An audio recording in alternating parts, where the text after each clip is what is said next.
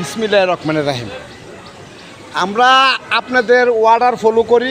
জন প্রশাসন থেকে কোনো চিঠি হয়, নির্দেশনা দেয়, আমরা যারা মাঠ পর্যায়ে কাজ করি আমরা চেষ্টা করি স্যারদের কথা রক্ষা করার জন্য। কিন্তু আফসোসের বিষয় হলো এই সত্য, আমরা বারবার বলে থাকি যে এই ক্যাম্পাসে কেউ গাড়ি রাখবেন না, কেউ গাড়ি পার্কিং করবেন না, এটা প্রত্যেক জায়গায় নোটিশ করা। তো অবশ্যই যারা এই ক্যাম্পাসে গাড়ি রাখেন তাদের আমি পায়ে হাত দিয়ে অনুরোধ করব, আপনারা কেউ এই ক্যাম্পাসে গাড়ি রাখবেন না। এটা ছাত্রছাত্রীদের সুবিধার্থে আমাদের এই ক্যাম্পাসকে উন্মুক্ত রাখার জন্য স্যারদের নির্দেশনা।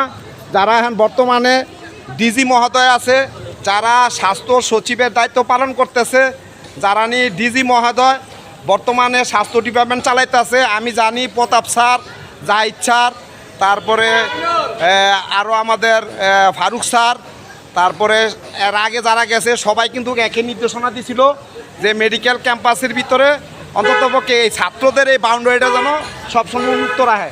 তো আমি বিগত দিনও চেষ্টা করছি ভালো রাখার জন্য।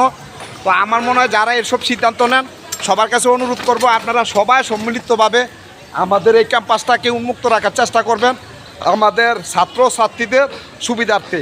সবার প্রতি রইল আমার আন্তরিক শুভেচ্ছা। আগামী দিন নববর্ষ শুভেচ্ছা। আমরা নতুন বছরকে সুন্দর করে বরণ করব। সবাই ভালো থাকবেন, নিজের এলাকা পরিষ্কার রাখার চেষ্টা করবেন। ঢাকা মেডিকেল থেকে জাহিদ, বাংলাদেশ।